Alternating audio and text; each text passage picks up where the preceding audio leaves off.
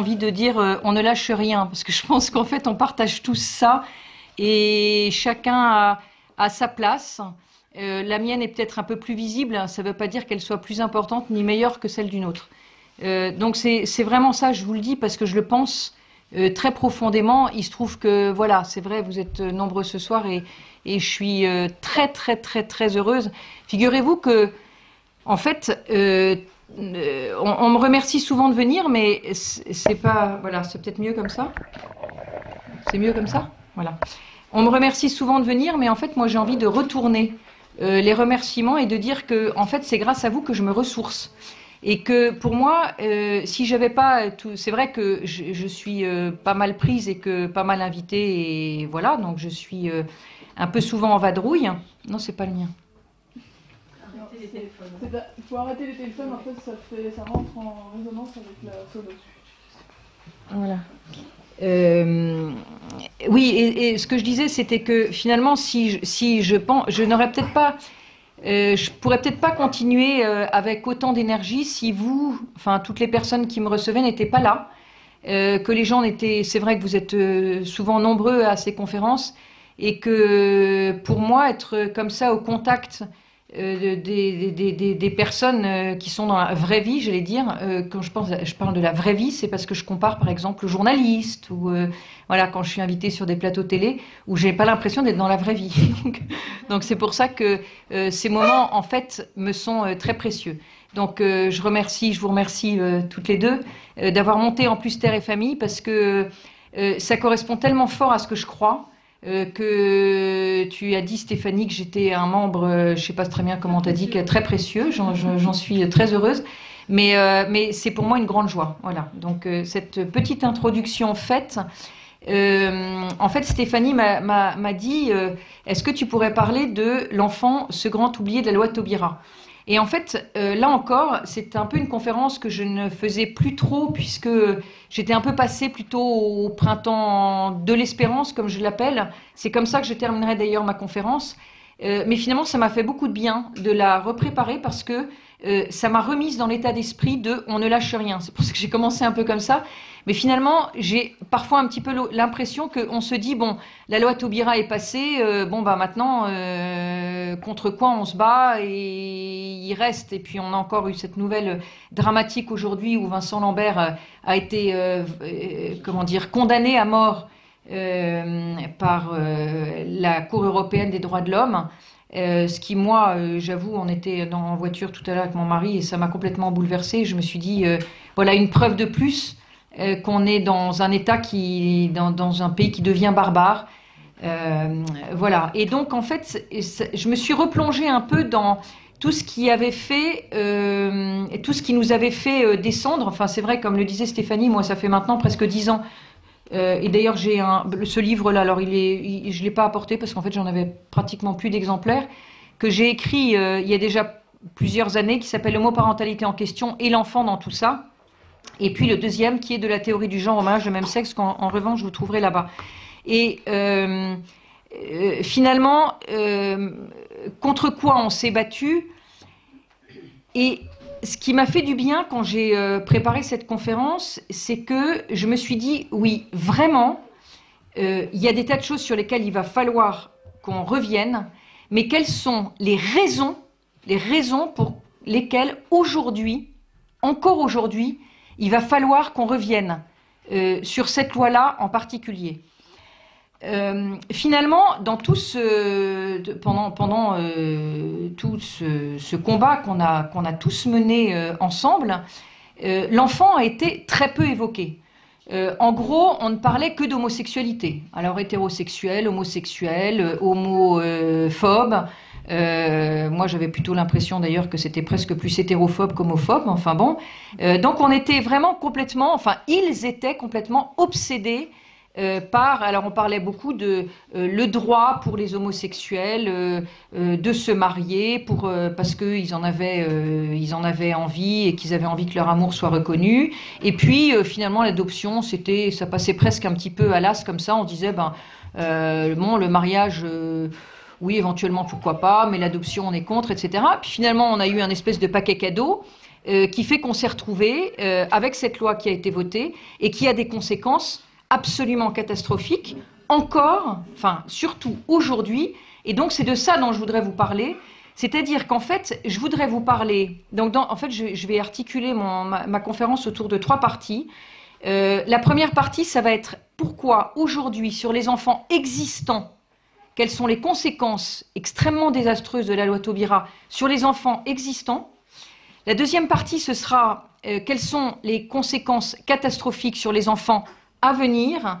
Et la troisième partie, ce que j'aimerais, c'est pouvoir situer cette loi de Taubira dans un contexte plus général d'une idéologie qui est en train de nous mener vers le chaos. Mais, dans ma conclusion, je l'axerai sur l'espérance, voilà, pour que vous ne repartiez pas un peu catastrophé, mais au contraire, que vous ayez vraiment cette espèce de, j'allais dire, excusez-moi, parce que parfois ça paraît un peu malvenu, mais moi je le sens comme ça, cette espèce de joie dans le cœur, de se dire qu'au-delà de ce qui nous attend et qui sera difficile, je pense qu'il vaut mieux être lucide, donc de savoir qu'il va y avoir quelque chose de difficile, que ce qui nous attend sera désagréable à vivre, mais que probablement, pas si longtemps que ça, après ce qui va être difficile, eh ben nous aurons, on peut dire, un printemps de l'espérance, vraiment. Donc c'est vraiment là-dessus que je voudrais terminer, parce que l'objectif toujours de mes conférences, c'est de me dire que finalement les gens repartent en se disant bah oui, on va continuer et ça vaut vraiment le coup de continuer,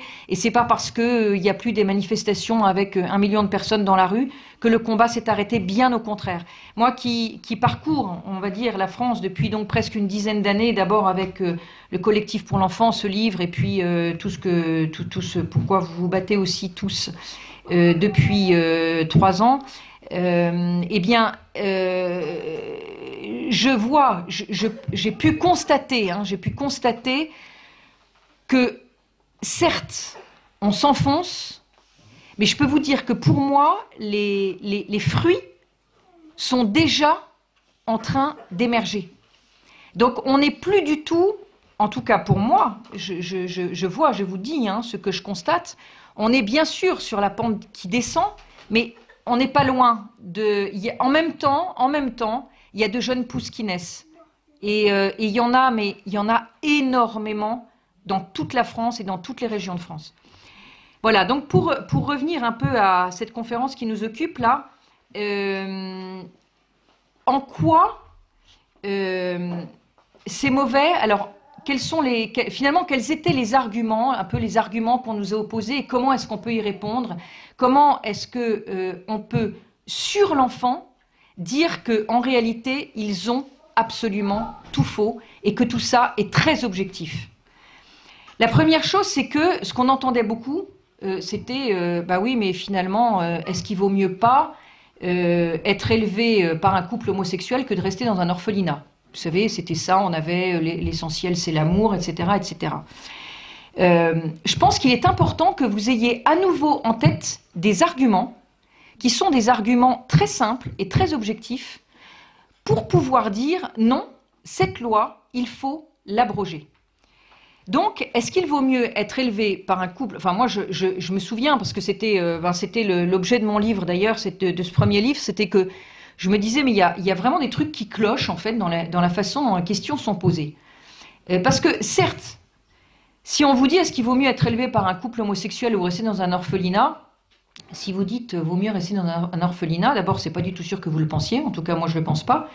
Et deuxièmement, si jamais toutefois vous répondiez ça, on vous dirait, mais vous êtes sans cœur, et on aurait raison de vous dire que vous êtes sans cœur. Seulement, si on y réfléchit un peu, la question est extrêmement mal posée. C'est pas est-ce qu'il vaut mieux rester dans un orphelinat ou être élevé par un couple de même sexe? Pourquoi est-ce que vous ne pourrez pas être élevé par un couple, adopté par un couple de sexe différent?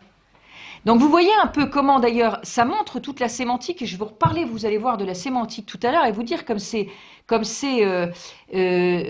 important, et comment est-ce qu'on fait des espèces de lavage de cerveau de façon assez douce, j'allais dire, avec justement cette sémantique qui peu à peu nous imprègne tous autant qu'on est. Donc la question à poser, c'est est-ce qu'il vaut mieux être dans un orphelinat ou adopté? Alors là, évidemment, tout le monde va répondre adopté, forcément. Et maintenant, on peut poser l'autre question qui est est-ce qu'il vaut mieux être adopté par un couple de même sexe ou par un couple de sexe différent? Et vous voyez qu'à partir de ce moment-là, cette espèce de phrase complètement réductrice qui est « est-ce qu'il vaut mieux être élevé par un couple de personnes de même sexe ou rester dans un orphelinat ?» eh ben, elle est absolument nulle et non avenue. D'autant plus que, en réalité, vous avez, et ça vous avez dû l'entendre probablement, mais après tout, ça fait du bien de se le remettre en mémoire et ça m'a fait du bien aussi à moi. À peu près 25 000 personnes de couples de sexes différents qui sont en attente d'avoir des enfants, c'est-à-dire qui ont un agrément pour à peu près 2500 enfants à adopter.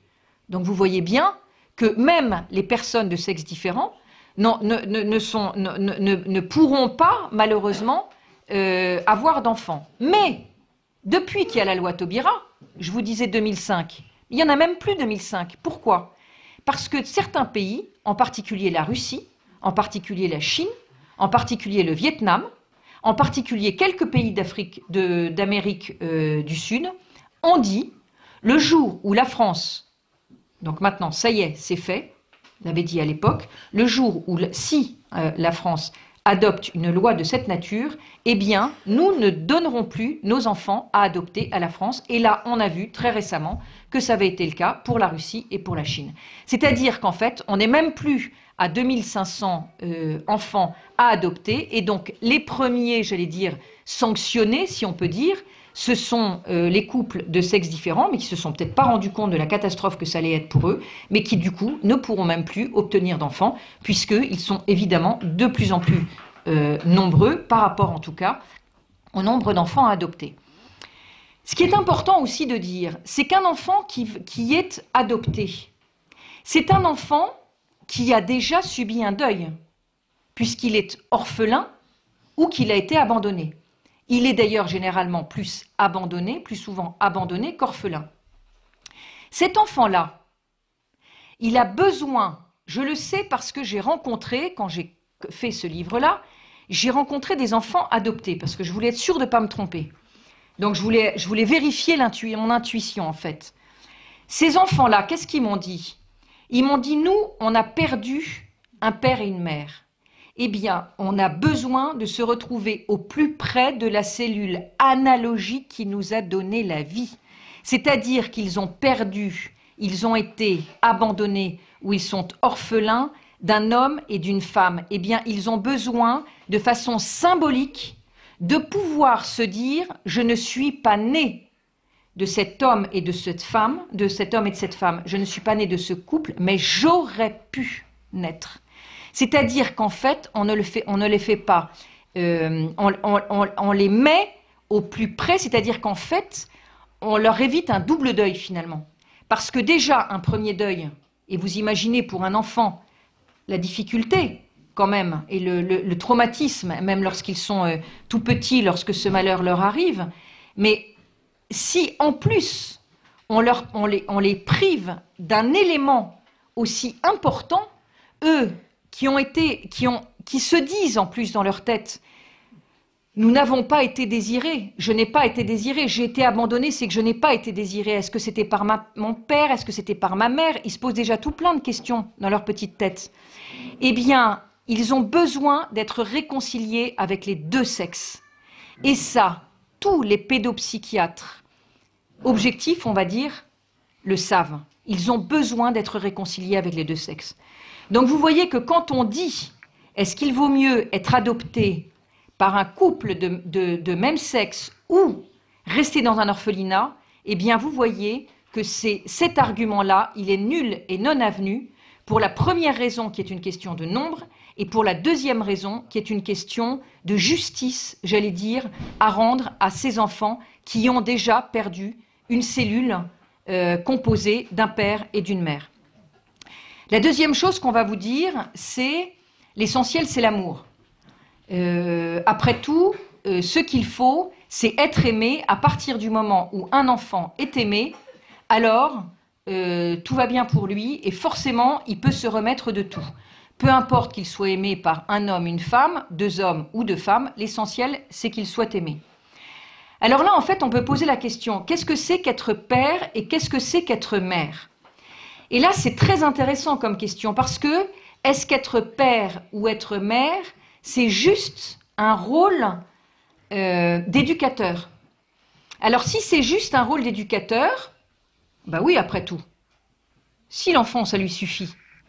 Mais la seule chose, c'est que si on pose véritablement la question de savoir ce qu'est un père et ce qu'est une mère, pour ceux qui d'entre vous sont père ou sont mère, je vais faire un mauvais jeu de mots. Il y a aussi le maire, mais c'est pas de celui-là dont je parle. Mais est-ce que, donc pour ceux qui sont parents, est-ce que vous vous dites juste, bon, ben moi, en fait, je suis juste un éducateur? Non. Vous vous rendez bien compte que intrinsèquement, c'est autre chose. Parce qu'il y a deux relations quand on est parent. Il y a deux relations. Il y a cette relation, en effet, horizontale, transversale, qui est la relation à son enfant, qui est la relation d'amour, qui est la relation d'éducation. Mais il y a une autre relation qui est absolument essentielle et qui est cette relation verticale qui ancre l'enfant dans une généalogie à double lignée. Parce que c'est comme ça que ça se passe. L'enfant, il peut se situer dans une généalogie à double lignée. C'est-à-dire que le parent, il est à la fois dans cette relation transversale et aussi dans cette relation qui va ancrer l'enfant dans sa généalogie, et c'est ainsi qu'il peut trouver sa propre place dans le tableau des généalogies. D'ailleurs, il y a une époque, je ne sais pas si ça se fait maintenant, mais je pense que ça doit moins se faire, je ne sais pas très bien où ça se fait mais souvenez-vous, quand les enfants étaient en maternelle, on les mettait tout de suite, on leur faisait faire un arbre généalogique. Et on leur disait, qui est ton père, qui est ta mère, qui sont tes grands-parents, etc. Et on faisait d'ailleurs, on faisait dessiner un arbre avec des racines, et puis il y avait le tronc, la famille, et puis toutes les branches de l'arbre. C'est bien que les éducateurs, justement, se rendaient bien compte combien c'était important pour un enfant de se situer dans une généalogie. Et il se trouve que quand on sort de cette parenté, de cette parenté, je vais dire biologique, c'est pas vraiment biologique parce que je voudrais juste faire une petite parenthèse sur les enfants qui sont adoptés par un couple un homme et une femme qui ont donc un père et une mère adoptifs. Ceux-là même, ça revient à ce que je vous disais précédemment, ils peuvent se dire, ils se situent malgré tout dans cette généalogie parce qu'ils savent qu'ils ne sont peut-être pas nés de cet homme et de cette femme, mais qu'ils auraient pu naître. Donc là, on est dans quelque chose qui est symbolique. Mais quelque chose qui est symbolique, c'est pas quelque chose qui est irréel. C'est quelque chose qui aurait pu être. C'est quelque chose qui n'est pas absurde. Un enfant ne peut pas naître, il sait qu'il ne peut pas naître, il ne peut pas être né de deux personnes de même sexe. Il ne peut pas être né de deux corps qui sont identiques. Donc un enfant adopté, il est dans cette parenté symbolique qui pour lui, et c'est ainsi que lui, quand même, malgré tout, peut se situer dans cette généalogie à double lignée. Donc c'est pour ça que quand on dit l'essentiel c'est l'amour, il y a certes un amour, c'est quelque chose d'aimer, et certes c'est capital d'aimer, mais c'est autre chose encore que d'aimer d'un amour structurant. Or, cette relation verticale est tout à fait structurante pour un enfant. L'enfant donc sait qu'il est issu de la relation de son père et de sa mère. C'est-à-dire qu'il sait qu'il est issu du désir de son père et de sa mère. Mes parents, mon père a aimé ma mère, il l'a désiré, ma mère a aimé mon père, elle l'a désiré, ils se sont unis et je suis née. Et vous voyez bien que tout ça, en fait, est dans la tête d'un enfant, tout ça est complètement connecté au réel. Or, quand vous avez comme ça ce qu'on va appeler après la parenté sociale, hein, ça va me permettre de venir à l'étape suivante, mais vous voyez bien que là, il y a quelque chose qui est déconnecté. Il y a quelque chose qui est déconnecté, c'est-à-dire que ça n'est quelque chose qui n'est pas possible. Or, les enfants, ils ont besoin de pouvoir comprendre ce qui est possible. Or, quand ça n'est pas possible, ils ne peuvent pas le comprendre. Et donc, c'est pour ça qu'à cet argument-là encore, de dire l'essentiel c'est l'amour, eh bien, on peut répondre que l'amour est indispensable, certes, et que vous avez aussi des enfants qui ont des parents qui ne sont pas du même sexe et qui sont extrêmement déséquilibrés parce que justement, il leur a manqué cette chose essentielle, cette relation essentielle qui est cette relation transversale, mais la relation verticale de situer l'enfant dans sa généalogie, elle est aussi absolument indispensable et c'est pourquoi l'amour, ça n'est pas, certes c'est indispensable, mais l'amour comme ça n'est pas suffisant. Sinon, n'importe qui, à la limite, on pourrait dire n'importe qui aime un enfant pourrait se retrouver parent. Or, on voit bien qu'en réalité, c'est pas comme ça que ça se passe. Ensuite, on va vous dire les études disent que c'est la même chose. Parce que ça aussi, on l'a beaucoup entendu. Les études disent que c'est la même chose. Eh bien non. Les études disent que ça n'est pas la même chose.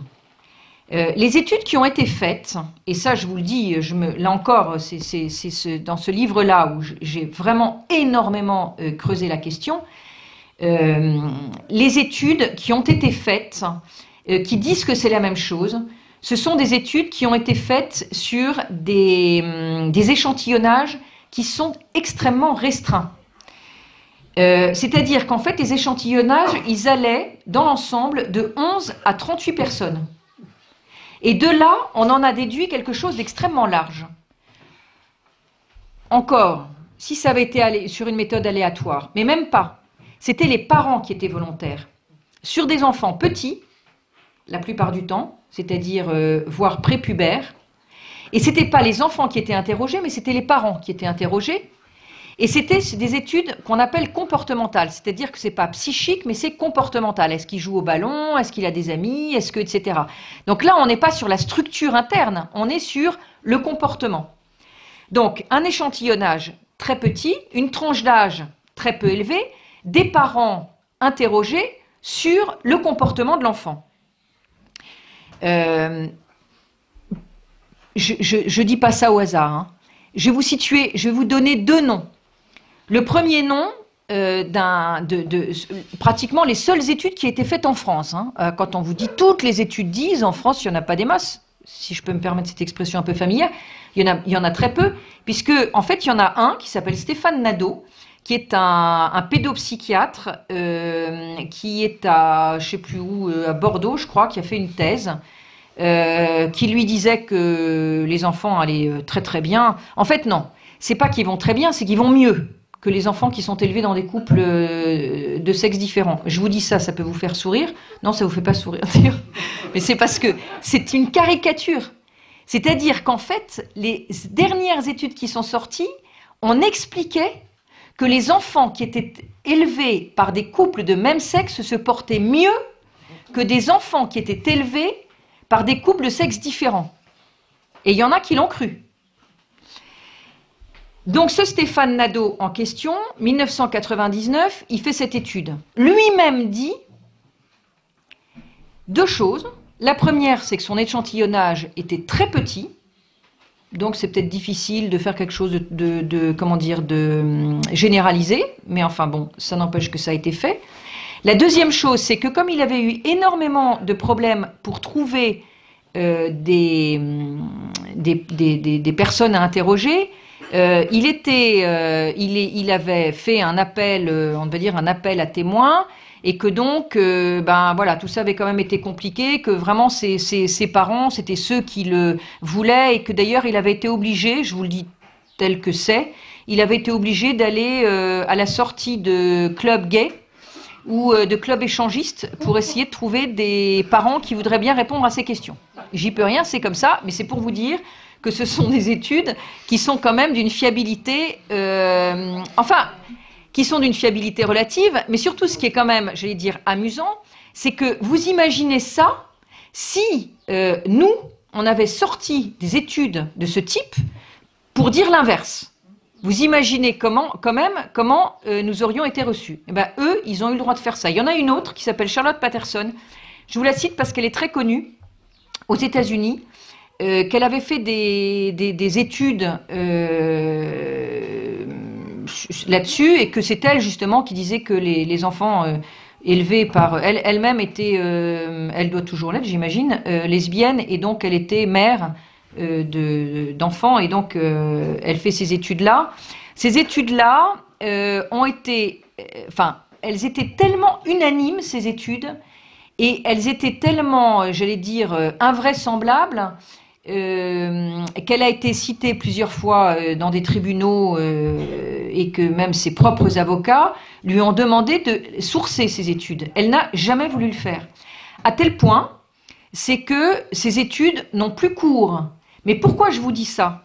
Parce que Charlotte Patterson a été, disons, la base de tout ce qui a été dit par après. C'est-à-dire que les gens, en particulier une association qui s'appelle l'association psychiatrique ou de psychologie, je ne sais plus, américaine, qui est une association qui est très connue, s'est servie de ces études de Charlotte Patterson, et ce sont ces études-là, et en particulier de cette association-là, qui ont servi de base à tout ce que l'on nous a dit. En 2007, régulièrement, il y a un dictionnaire qui s'appelle le dictionnaire des parents gays lesbiens, enfin quelque chose comme ça, je ne sais plus très bien le nom de ce dictionnaire, qui citait encore Charlotte Patterson, qui depuis l'année 2000 n'avait même plus le droit de citer aux États-Unis, et bien qui le citait encore dans leur dernier dictionnaire ça s'appelle le dictionnaire de l'homoparentalité, et bien qui la citait encore comme la référence. Donc c'est pour vous dire que dans l'ensemble, ces études sont des études bidons. Je crois vraiment qu'on peut le dire comme ça, aussi simplement que ça. Il y a eu 2 études inverses qui ont été faites. Une, au moment de 2005, en 2005 très précisément, parce que l'Espagne, vous savez, l'Espagne, lorsque Zapatero a été élu, dans la foulée, il a été élu en 2004, en 2005, il passait le mariage et l'adoption directement quelques mois après son élection. Il avait fait, c'était une promesse de campagne, et comme notre ami François Hollande, eh ben, il a tenu ses promesses. François Hollande n'en a pas tenu beaucoup, mais celle-là, il l'a tenue. Et donc, il y avait eu des manifestations monstres, je ne sais pas si vous vous souvenez, et donc il y avait eu des études qui avaient été faites, et ces études s'appelaient « Ce n'est pas pareil ». Si ça vous intéresse, vous allez taper dans Google, vous tapez « Ce n'est pas pareil », études homoparentalité, Espagne, quelque chose comme ça, et vous verrez je sais pas, il doit y avoir 30 ou 40 pages qui sont absolument passionnantes sur, d'abord, comment ils démontent les premières études dont je vous ai parlé, américaines, et même, je crois qu'ils doivent parler aussi des études de Stéphane Nadeau dont je vous ai parlé, et puis comment est-ce qu'ils expliquent, et eux ils ont fait, ils ont pris, ils ont un échantillonnage très large, enfin ce sont des études qui sont très sérieuses. Il y en a d'autres, alors un autre, là vous l'aviez peut-être entendu parce qu'il est récent, c'est un universitaire texan qui s'appelle Marc Regnerus. Je ne sais pas si vous avez, si vous en avez entendu parler. Alors lui, en fait, on en a très peu parlé en France, alors que elles sont sorties en 2012. Donc vous voyez qu'elles sont très récentes. Et Marc Regnerus, lui, il a interrogé 15 000 personnes. Donc il a fait des études extraordinairement approfondies et très objectives, parce qu'en fait, il n'a fait aucune interprétation. Et ces études sont extraordinairement probantes, c'est-à-dire qu'en fait, elles prouvent, mais par A plus B, et ça encore, vous pouvez aller le chercher, si vous tapez Marc Regnerus, vous verrez, montrant que d'ailleurs les enfants qui se portent le plus mal, ce sont les enfants qui sont élevés par 2 femmes de même sexe. C'est ceux qui se portent le plus mal. Mais vous verrez, il y a des très grandes difficultés sur ces enfants, parce que d'abord, il a interrogé ces enfants qui sont devenus adultes, c'est-à-dire que ce n'est pas les parents, mais ce sont les enfants eux-mêmes qu'il a interrogés, et donc ces études sont très intéressantes. Donc vous voyez que quand on dit « toutes les études disent que », eh bien en réalité, il suffit, d'ailleurs moi ça m'est arrivé quand j'étais opposée à des personnes qui me disaient « mais non, toutes les études, etc. » et que je leur dise, mais vous parlez de qui? De Charlotte Patterson, vous parlez de Stéphane Nadeau, et là, je peux vous dire que là, ils n'avaient plus rien à dire. Parce que voilà, c'est ça, moi, qui m'intéresse, c'est d'aller chercher des choses qui ne sont pas des élucubrations, qui ne sont pas des interprétations. C'est décrit, c'est comme ça. C'est des statistiques, et ces statistiques, eh ben, elles prouvent exactement le contraire de ce que cette idéologie a bien voulu nous dire. Ensuite, on va nous dire qu'il faut un cadre juridique pour les protéger, ces enfants. Là encore, ça a été d'une mauvaise foi, enfin, moi, ce que je leur disais, mais en fait, les enfants dont vous parlez là, pour le cadre juridique, ils sont nés comment? Ils sont nés comment? Ben, généralement, ils sont nés d'un homme et d'une femme. Donc, ils ont un père et une mère. Donc, en réalité, quand on nous disait, mais il faut un cadre juridique pour les protéger, mais on va dire, enfin, quand je vous dis 90%, c'est même beaucoup plus que ça. C'est beaucoup, beaucoup plus que ça. Parce que le seul cas, c'est cas de PMA, hein, mais la PMA, elle est encore, pas pour très longtemps je pense, mais elle est encore interdite en France. Donc c'est les enfants, généralement, les enfants qui vivent dans des couples homosexuels, d'abord il y en a extrêmement peu parce qu'il y en a 0,2% des enfants en France, c'est-à-dire qu'en France vous avez 15 000 enfants, vous avez 30 000 enfants qui sont élevés. Vous me direz que 30 000, c'est toujours ça, mais par rapport à 15 millions, ça fait 0,2% des enfants sont élevés dans des couples homosexuels. Ces enfants-là, ils sont nés d'un homme et d'une femme. Donc, ils ont un père et une mère. Pour, je vous dis, plus de 90%. Donc, vous voyez qu'il reste quand même extrêmement peu de cas. Parce que généralement, donc ce sont des couples, enfin des personnes qui se sont mariées, qui ont eu des enfants, et puis après ils sont séparés, puis après ils sont découverts homosexuels, et donc après ils vivent avec des personnes de même sexe. Mais enfin, au départ, quand ils ont eu des enfants, ils les ont bien eus avec un père et une mère. Ce qui fait qu'en fait, ces enfants, ils ont un père et une mère, donc ils n'ont pas besoin de cadre juridique pour les protéger, puisqu'ils sont protégés comme tous les enfants de couples divorcés, par exemple, qui vivent avec un beau-père ou une belle-mère. C'est exactement la même chose. Et puis, il se trouve qu'il y a un article en plus, qui est l'article 77 du Code civil, qui donne l'autorité parentale et une possibilité d'autorité parentale. Donc, je ne vais pas rentrer dans les détails parce que c'est un peu technique, mais qui permettent également à la personne qui vit avec l'enfant d'exercer une forme d'autorité parentale. Donc là encore, quand on nous a parlé, on nous a dit que ce sont des enfants qui n'ont pas de cadre juridique, ce sont des enfants qui sont en dehors de tout, eh bien en fait, c'est complètement faux pour les deux raisons que je viens de vous donner. Tout ça pour vous dire que sur les enfants existants, et en particulier la deuxième raison que je vous donnais, hein, qui est que les enfants, enfin c'est surtout cet argument énorme qui était les enfants, l'essentiel c'est de leur donner de l'amour, et ben j'espère que vous vous rendez compte combien cette loi pour les enfants existants est également une loi qui est assez catastrophique. Maintenant je vais vous parler des enfants à venir. Alors, les enfants à venir, c'est donc ceux qui sont pas encore nés, et on voit bien, et c'est le titre d'ailleurs de ce deuxième livre, de la théorie du genre au mariage de même sexe, l'effet domino.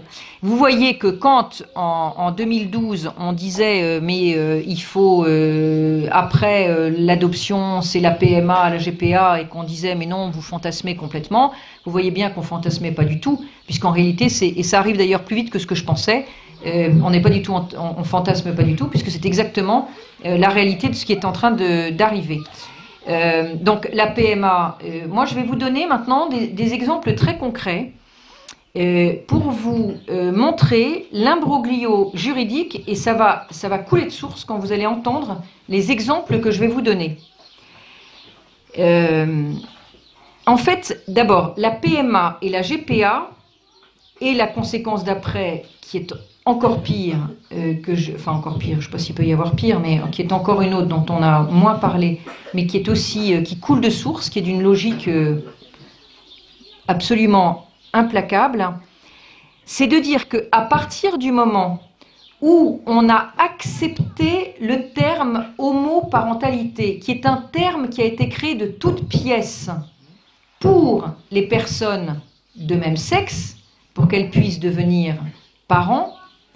On a glissé, à partir du moment où on a accepté ça, ça voulait dire qu'on considérait qu'il pouvait y avoir une autre forme de parenté que celle qui découle d'un homme et d'une femme. Et je vous parlais tout à l'heure de sémantique. Regardez comme la puissance de la sémantique. On a parlé donc d'homoparentalité, puis après ça a glissé tout doucement vers le terme parenté sociale. C'est un terme que vous avez tous entendu.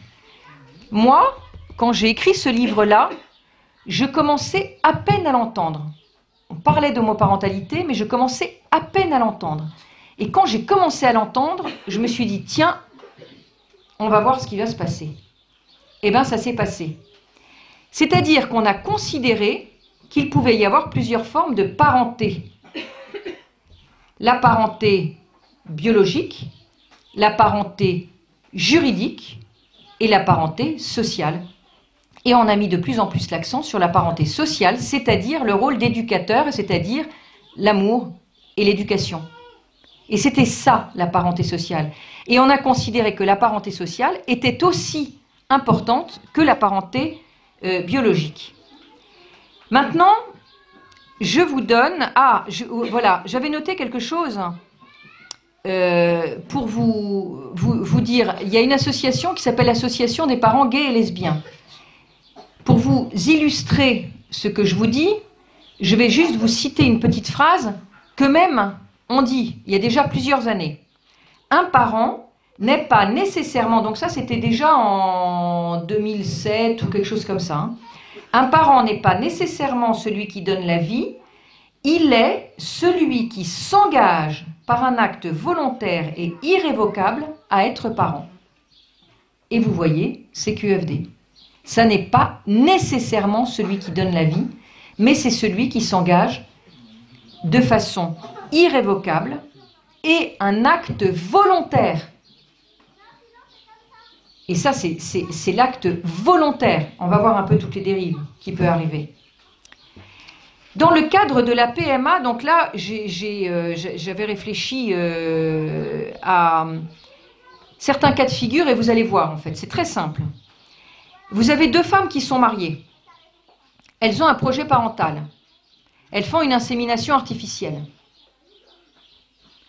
Elles divorcent. Pendant que donc, elles ont un projet parental ensemble, font une insémination artificielle. Elles divorcent pendant ces 9 mois de gestation. Celle qui attend l'enfant se remarie. Qui est-ce qui est la mère? La mère biologique, mais l'autre. Puisqu'elles sont deux à avoir un projet. Est-ce que c'est celle qui était présente au moment où il y a eu l'insémination, ou est-ce que c'est celle qui est présente au moment de la naissance? Premier cas de figure. Deuxième cas de figure. Deux femmes sont mariées. Elles font appel à un ami, c'est-à-dire elles ne font pas un donateur inconnu, anonyme, elles font appel à un ami. Ça arrive. Cet ami, pendant la grossesse, se dit, mais en fait, c'est mon enfant qu'elle attend. Donc, je veux le déclarer. C'est qui les parents? La mère, on imagine? Est-ce que c'est celle qui avait, la compagne de la mère qui avait un projet parental? Ou est-ce que c'est l'homme qui a donné son sperme et qui est connu? Qui est le parent? Troisième exemple, qui arrive de plus en plus souvent. Un couple d'hommes fait un échange croisé avec un couple de femmes pour avoir des enfants. Ils sont 4 à avoir un projet parental. Quand l'enfant naît, qui est-ce qui devient le parent? C'est hyper concret ce que je vous dis, hein. Vous en avez encore un autre de cas. Vous avez 2 femmes et un homme encore qui font appel. Alors, vous prenez le sperme de l'homme, vous prenez l'ovule de l'une et vous l'inséminez dans le ventre de la troisième. Ça arrive.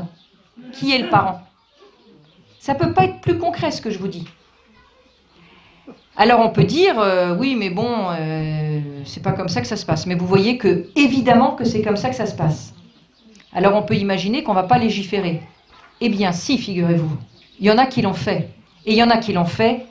La Cour d'appel d'Ontario en 2007, le partenaire, donc ils sont à 3, ils vivent à 3, eh bien la partenaire de la femme a été considérée comme parent au même titre que l'homme et la femme. C'est-à-dire que vous avez un homme, une femme qui vivent ensemble. La femme est bisexuelle. Elle invite donc sa compagne à vivre avec eux. Eh bien, la Cour d'appel d'Ontario a autorisé, a considéré qu'il y avait 3 parents. 2 mères, c'est-à-dire la mère sociale, la mère biologique et le père biologique. Et tout ça, on appelle ça 3 parents. Et vous voyez bien qu'on ne distingue même plus le parent biologique du parent social. Ce sont tout simplement des parents. Le Parlement californien a voté une loi aussi pour pouvoir reconnaître cette parentalité, mais en fait qui finalement est une multiparenté. Pour l'instant, c'est bloqué par le gouverneur, mais c'est juste bloqué. Le Parlement l'a autorisé. Autre exemple, les Pays-Bas. Les Pays-Bas ont demandé à ce que le ministère de la Justice ouvre une enquête sur ce sujet parce qu'ils voudraient aussi pouvoir reconnaître la multiparentalité. En France, alors là, je vais vous lire parce que vous allez voir que, donc là, je vous ai parlé d'Ontario, je vous ai parlé de la Californie, je vous ai parlé des Pays-Bas. Et bien maintenant, je vais vous parler de la France, où vous avez...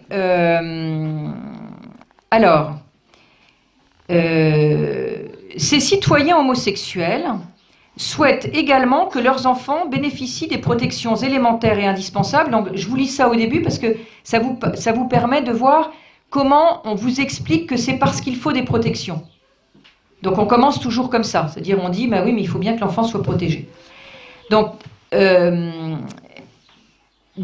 bénéficient des protections élémentaires et indispensables que l'État accorde aux enfants de la nation, à commencer par la reconnaissance et la protection indéfectible de tous leurs parents, que ces parents soient ou non de même sexe ou qu'ils soient plus de 2. C'est ainsi que certains réclament que soient reconnus plus de 2 parents. Voilà, et ça c'était en 2000, vous voyez.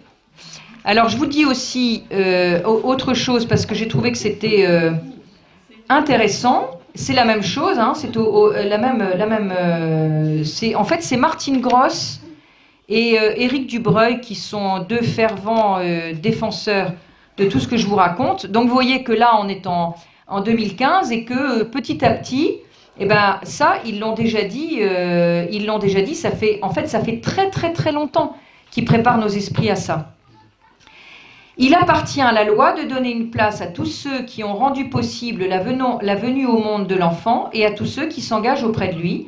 Il s'agit de ne pas limiter le nombre de parents à 2 et de mettre ensemble la possibilité d'une parenté additive et non substitutive.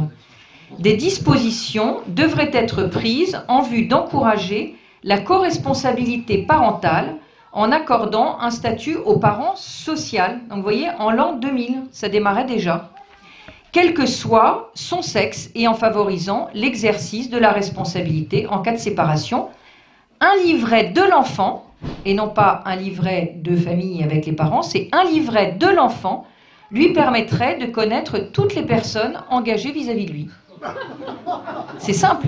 C'est pas le parent, mais c'est l'enfant qui a le livret, puis comme ça, ben, parent 1, parent 2, parent 3. Donc vous voyez que quand on... et ça, c'est pas né en 2012. Hein, tout ce que je vous dis là, ça date de 2000, 2005, 2007. Donc on voit bien que tout ça est préparé de longue date, que la sémantique a glissé comme ça petit à petit, qu'on nous a commencé par nous dire homoparentalité, puis parenté biologique, parenté juridique, parenté sociale, il va falloir les protéger, et puis tout ça finalement, petit à petit, et c'est pour ça que je dis c'est un lavage de cerveau doux, c'est-à-dire que si on n'y prend pas garde, eh bien en fait personne, pas même nous, ne sommes à l'abri d'être imprégnés par cette idéologie. En ce qui concerne la GPA, donc là je vous parlais de la PMA, mais on peut aussi s'amuser entre guillemets avec les GPA en multipliant le nombre de parents à l'infini, c'est-à-dire le donneur anonyme, une donneuse anonyme qui ils font une gestation pour autrui, et puis après il y a 2 parents qui n'ont rien à voir, et là vous voyez ça en fait 5, 2 parents adoptifs, donc là ça en fait 5. Mais enfin on peut multiplier parce que maintenant il y a aussi l'autorisation et des recherches qui sont faites en disant qu'on peut changer le noyau de l'ovule, de la cellule, et donc on pourrait imaginer aussi qu'il y ait quelqu'un, et c'est autorisé en Angleterre, hein, je vous le signale, donc là encore c'est pas du fantasme, de pouvoir changer le noyau de la cellule, donc vous vous retrouvez avec un héritage génétique, avec un nombre de parents absolument, enfin de personnes qui ont été à l'origine du produit fini qu'est l'enfant. Eh ben, non, mais c'est parce que c'est comme ça que ça se finit, et c'est un produit fini puisqu'après on l'achète. Voilà. Même si les personnes qui l'achètent n'ont rien à voir de près ou de loin avec cet enfant. Pour la GPA, il y a des problèmes encore plus, c'est qu'en réalité, et ça on en a très peu parlé, on continue assez peu à en parler en fait, mais moi je pense que c'est très important, c'est de dire qu'on connaît en l'état actuel de la science les échanges qui s'effectuent intra-utérins. Ces échanges-là, ils sont absolument capitaux. Donc quand on vous dit que la science progresse, on fait fi d'une partie de la science, c'est-à-dire celle qui dérange, celle d'ailleurs dont on était assez fiers à une époque, hein, les scientifiques étaient assez fiers de pouvoir prouver, comme il y avait des échanges intra-utérins qui étaient absolument énormes, hein, entre la mère et l'enfant, mais là tout d'un coup c'est comme si ça n'existait plus, ça sert à rien. Mais il y a 2 choses encore là qui sont quid des enfants déjà nés. Vous imaginez dans la tête d'un enfant, un tout petit, parce que si la mère est en âge de procréer, c'est que ses enfants a priori les enfants a priori sont assez petits. Vous imaginez dans la tête d'un enfant ce que ça peut faire et combien ça peut être dévastateur de voir maman qui attend un enfant mais qui va donner cet enfant. Est-ce que vous imaginez l'effet que ça peut produire à l'intérieur de la tête et les émotions que ça peut produire pour l'enfant? Maman attend un enfant et cet enfant, on va le donner. Sauf qu'un jour, il apprendra que cet enfant, on ne l'a pas donné, mais qu'en réalité, on l'a vendu. Et pourquoi maman elle va le donner? Eh bien parce que maman est généreuse. Ah mais si maman est généreuse, peut-être qu'elle va me donner moi aussi. Peut-être qu'elle va m'abandonner. Ou alors si elle ne m'abandonne pas, c'est peut-être parce qu'elle ne m'aime pas. Est-ce que vous imaginez dans la tête d'un enfant ce que ça peut faire, ça? Alors on parle que de ceux qui sont en désir d'enfant. Je ne nie absolument pas la douleur que ça peut être pour quelques personnes que ce soit, y compris une personne homosexuelle, de ne pas avoir d'enfant. Je ne la nie pas, cette douleur-là. Parce que toute personne qui souhaite un enfant et qui ne peut pas en avoir, en raison de sa maladie ou en raison de son âge ou pour n'importe quelle autre raison, est une personne qui souffre. Mais est-ce que un enfant doit subir les conséquences ou réparer la douleur d'un adulte? Eh bien la réponse elle est non. Et puis je voudrais citer encore une autre personne, celle à laquelle on ne pense jamais. C'est le mari ou le compagnon de la personne, de la femme qui attend l'enfant. Parce qu'attendre un enfant, ça peut être une joie, ça peut être aussi difficile, il peut y avoir des maladies, il peut y avoir, je ne sais pas, des complications. Est-ce que vous imaginez le mari ou le compagnon, s'ils ne sont pas mariés, de cette personne qui attend un enfant, de voir le ventre de sa femme qui s'arrondit, de voir ce qu'elle peut vivre d'ailleurs, les difficultés qu'elle peut vivre, et de devoir d'ailleurs elle aussi, lui aussi répondre aux questions des autres enfants, de voir sa femme qui part à l'hôpital, accoucher, mais de n'avoir rien suivi de la grossesse, de n'avoir pas assisté à une seule échographie, de n'avoir à la limite même pas demandé de nouvelles, parce que lui, surtout, il ne faut pas qu'il s'attache. Eh bien, je me dis que c'est d'une cruauté aussi pour les hommes dont on ne parle absolument jamais. Et je pense encore une fois, et je reviens à ce que je disais au début de ma réunion, je pense qu'une société qui en est arrivée là est une société qui devient tout simplement barbare. Alors en fait, maintenant je voudrais, peut-être, je ne sais pas, je suis peut-être... ça va encore? Vous vous endormez pas trop? Ah, vous êtes gentil. Non. La troisième chose, c'est que je voudrais resituer cette loi dans un contexte beaucoup plus général. Dans ce livre-là, en fait, moi j'avais fait une partie sur le gender. Je ne pouvais pas aller plus loin, mais j'avais bien senti qu'il y avait quelque chose qui nous dépassait encore. Évidemment que ça rentre, et on voit bien d'ailleurs, on l'a vu tout de suite que tout ça, c'était...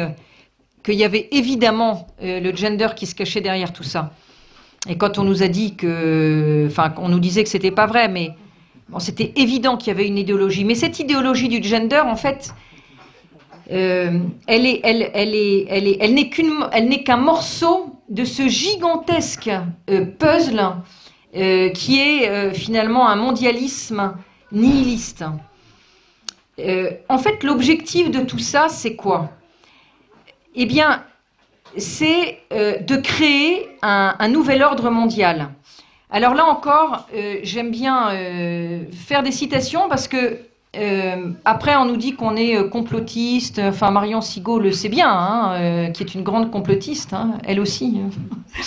On nous dit qu'on est complotiste, on nous dit je sais pas quoi, tout un tas de choses, que évidemment on fantasme, etc. Et quand on parle de ce nouvel ordre mondial, là on est en plein dans le mille du complot. Sauf que moi je vais vous donner 3 citations. Parce que ces 3 citations, elles viennent pas de moi. Donc je veux bien être complotiste, mais elles viennent quand même pas de moi. Puis après on va parler un peu de ce que c'est que ce nouvel ordre mondial. Alors 3 personnes. La première, j'en ai pris un de gauche, j'en ai pris un de droite et j'en ai pris un américain. Tous les 3 aussi connus les uns que les autres. Jacques Attali.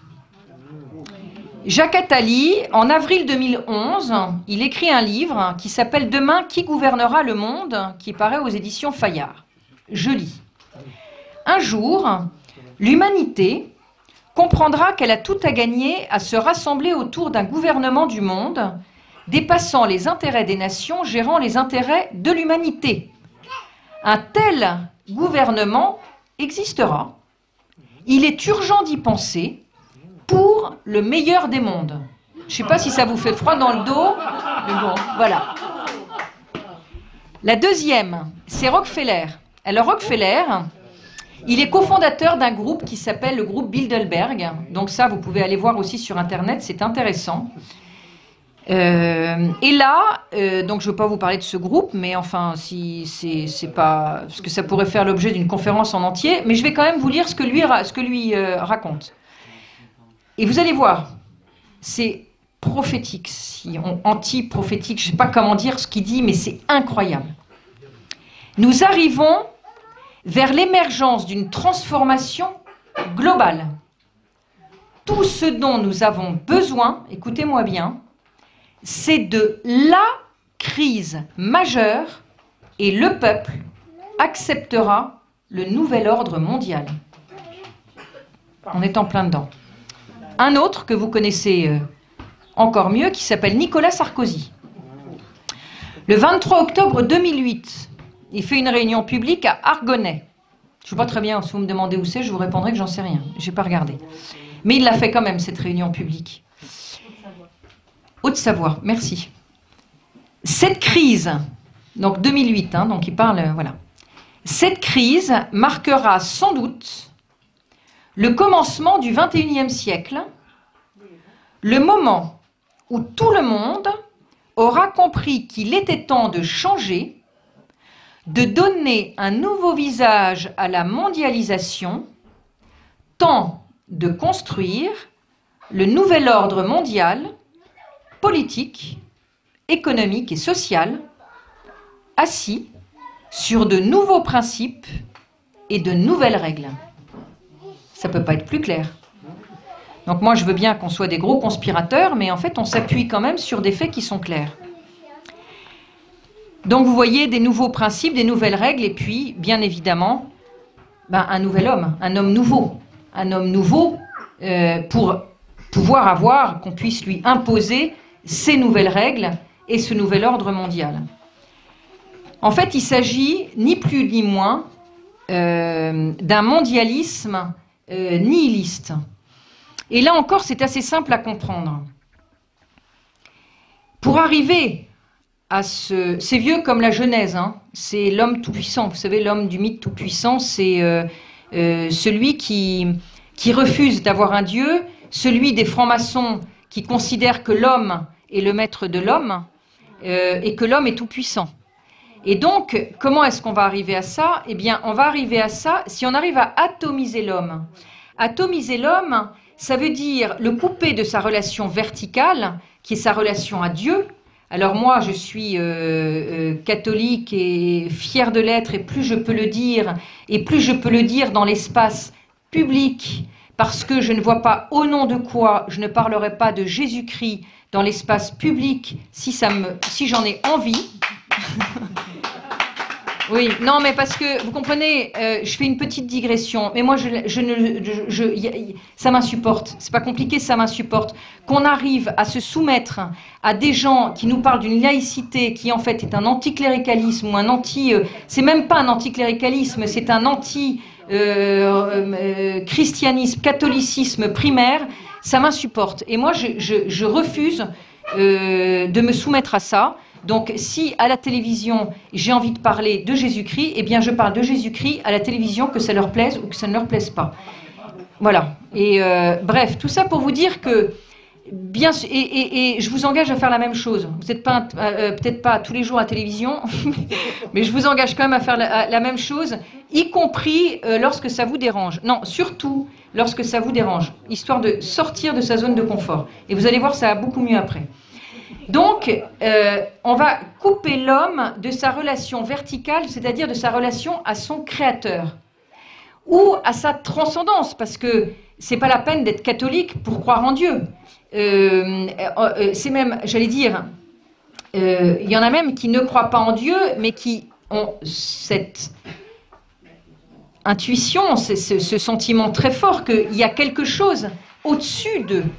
Et que donc, il y a des règles qui sont supérieures à nos règles humaines. Alors, pour créer cet ordre mondial et pour créer cet homme nouveau, eh ben, il va falloir le couper de ses relations. Et c'est pour ça que j'aime particulièrement Terre et Famille, c'est que, en fait, vous avez tout compris.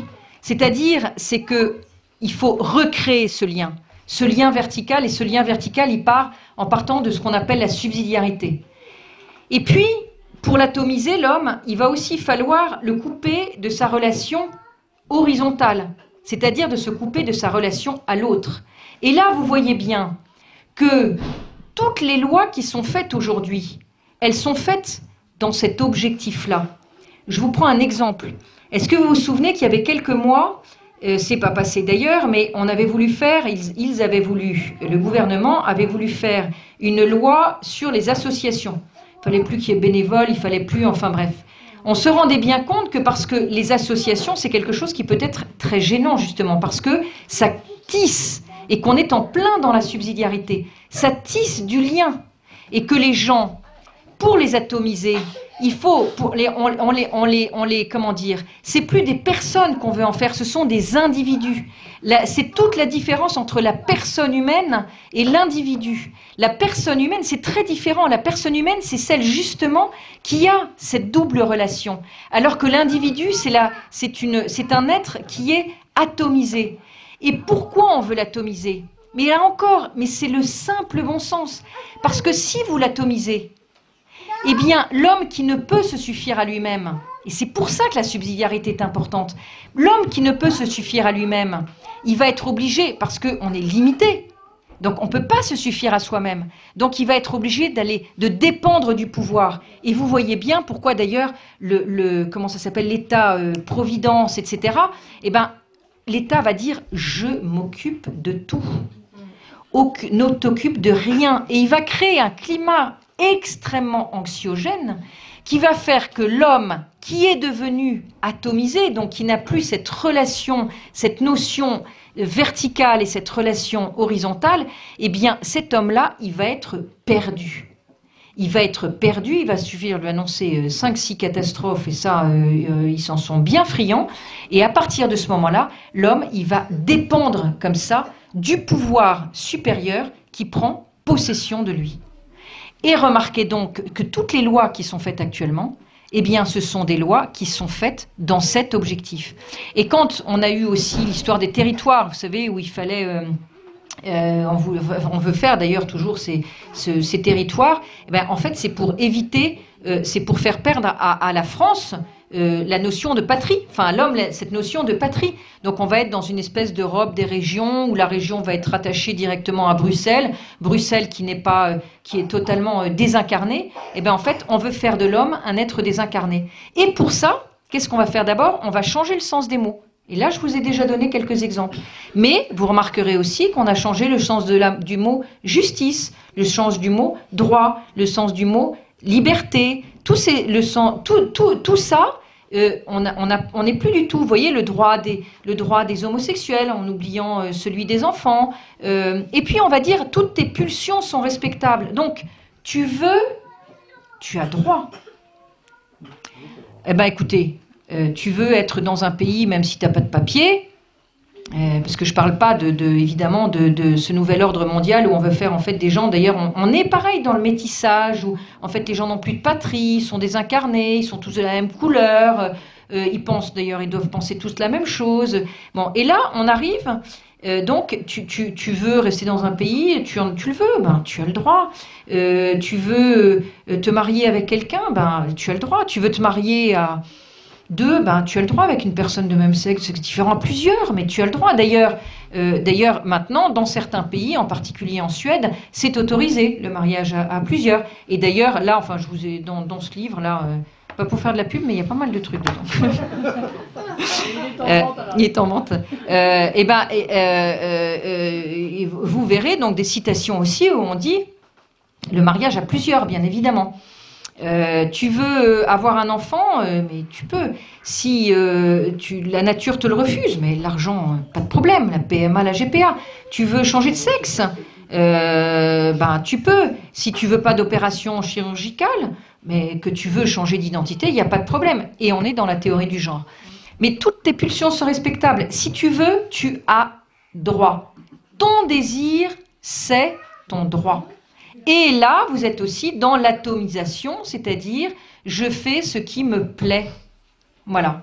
Et donc, je crois que c'est très, très, très important de remettre tout ce qui se passe actuellement, et en particulier de ne pas déconnecter cette loi, en particulier, sur les désirs cachés, cette idéologie cachée, enfin, de moins en moins, mais de remettre cette idéologie du genre et la PMA, la GPA, etc., etc., pas seulement sur quelque chose pour détruire, bah si, évidemment la destruction de la famille, parce que la famille, c'est la première des subsidiarités, je vais dire. C'est-à-dire, on veut évidemment détruire les associations, mais avant même l'association, c'est la famille. Et donc, on va vouloir détruire la famille, mais on ne veut pas détruire la famille juste comme ça, non, on veut détruire la famille parce qu'on est dans un projet global où il faut fabriquer un homme nouveau qui va être gouverné par et on veut un nouvel ordre mondial. Nouvel ordre mondial, ça veut bien dire ce que ça veut dire. Ça veut dire qu'on va mettre le désordre, c'est logique. Enfin, je veux dire, j'invente rien, moi. Hein. Quand vous entendez nouvel ordre mondial, si vous décortiquez les mots, ça veut dire quoi? Nouveau, ça veut dire qu'il faut que ce soit différent. Ça veut dire donc qu'il faut changer les choses. Ordre, nouvel ordre, ça veut donc dire qu'il faut mettre désordre, changer l'ordre, donc ça veut dire qu'on va mettre un nouvel, on va être obligé de déconstruire pour reconstruire après. Et mondial, mondial, ça veut bien dire que c'est pas au niveau du pays, mais c'est au niveau du monde.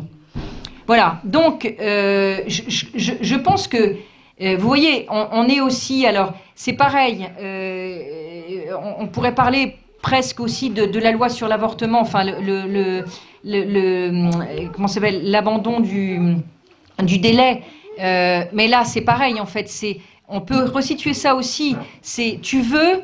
Il ne faut pas que tu réfléchisses trop. Tu as une pulsion de mort, hein, parce que quand même, l'avortement, c'est quand même une pulsion de mort. Et ben, on va pas trop te faire réfléchir. Tu as une pulsion de mort, il faut que tu puisses l'assouvir immédiatement de cette pulsion. Je dis pas qu'il y a des cas qui sont pas difficiles, etc. Hein.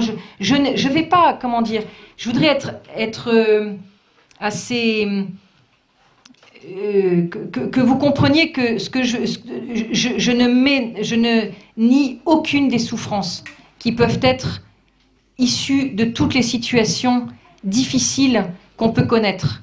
Mais je dis que il y a des lois supérieures et que ces lois supérieures, il faut trouver toutes les solutions possibles pour s'y conformer à ces lois supérieures, parce que en fait, elles sont en vue du bien, en fait, et elles sont surtout en vue du bien commun. Même chose, si on peut parler de toutes ces lois bioéthiques, regardez, tiens, autre exemple, la recherche sur les embryons, on va dire c'est pour un bien, parce que vous comprenez, en faire des recherches sur des embryons, comme ça, y aura moins de maladies génétiques, etc. Donc en fait, là, on est aussi dans ce qu'on appelle le transhumanisme, c'est-à-dire qu'en fait, c'est cet homme nouveau, on est dans le transhumanisme aussi. Le transhumanisme, c'est l'homme nouveau, c'est-à-dire ce qu'on appelle aussi l'homme augmenté. Moi, je vais vous dire, allez, vraiment, hein, si toutefois, ça vous a pas trop rasé ce soir, allez voir, vous pouvez aller creuser transhumanisme, homme augmenté, Jacques Attali, et vous allez voir, ça va vous prendre l'après-midi ou la matinée ou 2 jours, mais vous allez être absolument passionné parce que vous allez découvrir, et par les vidéos et par tout ça. C'est absolument stupéfiant, tout ça sous couvert on veut faire progresser la médecine parce qu'on veut plus de bonheur pour l'homme. Voilà. Donc, en fait, je pourrais continuer encore longtemps, mais je vais m'arrêter là. Je voudrais juste vous dire que, en réalité, moi, je ne peux pas m'empêcher d'être pleine d'espérance, même après tout ce que je vous ai raconté, et même en creusant de plus en plus. Alors, je sais que cette espérance, elle est due à ma foi, ça c'est certain, mais on peut aussi avoir de l'espérance sans avoir la foi, parce que je pense que derrière tout ça, comment vous dire, on s'achemine vers une période très difficile. Mais, oh bah oui, c'est trop mignon. On s'achemine vers une période difficile. Mais en fait, comme je vous disais, moi qui parcours, je crois, depuis plusieurs années la France, je peux vous dire que là, et je fais certes confiance à mon intuition, je pense que je peux lui faire confiance, il s'est passé quelque chose d'exceptionnel depuis, il se passe des choses exceptionnelles depuis 2012, qu'on est en train de récolter des fruits qui ont été plantés depuis longtemps, de semences qui ont été plantées depuis longtemps. On dit la France s'est réveillée en 2012. Non, pas du tout. La France s'est réveillée depuis bien plus longtemps que ça. Vous savez, on a dit il y a eu la génération Jean-Paul II, etc. Je crois en effet d'abord que nous, on doit aussi des choses aux générations. Il y a des gens qui ont résisté avant nous. Mais indépendamment de ça, moi je vois vraiment, depuis que je fais toutes ces réunions, combien il y a une prise de conscience qui s'est accélérée depuis 2012, combien les gens sont prêts à aller de plus en plus loin, combien ils se forment, combien ils résistent dans leur vie quotidienne, et c'est là-dessus peut-être que je pourrais peut-être vous amener à réfléchir. Il y a une vague irrépressible. Et, enfin, vous n'avez peut-être aucune raison de me faire confiance, mais faites-moi quand même confiance. Il y a une vague irrépressible, une vague de fond, de résistance que rien, absolument rien, n'arrêtera. L'instinct a parlé en 2012. Parce que c'est l'instinct qui a parlé. Si en 2012, on vous avait demandé, dites-moi, grand 1, grand 2, grand 3, pourquoi vous descendez dans la rue? je pense que vous auriez dit « parce que je dois descendre dans la rue ». Quelles raisons tu peux me donner qui sont des raisons objectives? Et je pense que vous auriez tous dit « parce que je dois descendre dans la rue ». Peut-être pas tous, mais le plus grand nombre. Parce que vous le saviez. Et vous ne saviez pas forcément tout ce que je vous ai dit là aujourd'hui. Et toutes les raisons très précises, et vous n'auriez peut-être pas été capable de faire un devoir sur table pour expliquer de façon très rationnelle pourquoi vous êtes descendu dans la rue, mais vous êtes descendu dans la rue parce que votre instinct vous l'a dit, parce que vous saviez que la civilisation était en danger de mort. Et si vous êtes là ce soir, c'est parce que vous savez que la civilisation est en danger de mort. Voilà. Eh bien ça, vous savez, c'est comme une mère quand on touche à son petit, eh ben elle devient une lionne. Eh bien je crois que nous tous, tant que nous sommes, chacun à notre place, et c'est juste là-dessus que je voudrais terminer, chacun à notre place, nous avons décidé, et si vous êtes là ce soir, c'est que vous avez décidé, nous avons décidé que nous allions changer les choses. Eh bien, nous sommes, c'est une bonne nouvelle, en train de changer les choses. Terre et famille en est un exemple, mais alors criant, absolument criant. Je voudrais juste maintenant vous amener à vous poser, et je sais que dans cette salle, certains pourront répondre positivement, mais à vous poser la question de savoir qu'est-ce que chacun d'entre vous,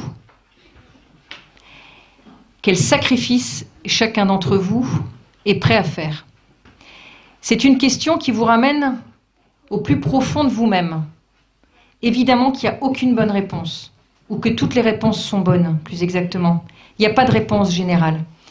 Moi, ce que je voudrais juste peut-être vous amener à vous dire, c'est qu'est-ce que moi, je suis prêt à sacrifier pour ma foi, si je l'ai, pour la France, pour la vérité, pour mes enfants. Qu'est-ce que je suis prêt, moi, personnellement, à sacrifier? Et je terminerai juste sur cette phrase en vous disant qu'au début, je disais, on est en train de construire le mur de la résistance. En fait, ce n'est pas le mur de la résistance qu'on est en train de construire. C'est beaucoup plus beau que ça. On est en train de construire une cathédrale. Pour construire une cathédrale, il y a des pierres d'angle. Il y a des pierres qui sont les fondations. Et puis, il y a les pierres qui se construisent au fur et à mesure. Chacun d'entre vous, là, chacun, est une pierre de cette cathédrale. Le tout, c'est de savoir quelle est sa bonne place. Et pour trouver sa juste place, c'est simplement de se dire le matin en se réveillant, comment est-ce qu'aujourd'hui, je vais sortir légèrement, ou beaucoup, de sa zone de confort. Il n'y a aucune mauvaise réponse, il n'y a que des bonnes réponses à partir du moment où on a décidé que moi, donc quand je dis moi, c'est pour chacun d'entre vous, est une pierre indispensable, c'est-à-dire que pas une ne doit manquer parce que chacune a sa place.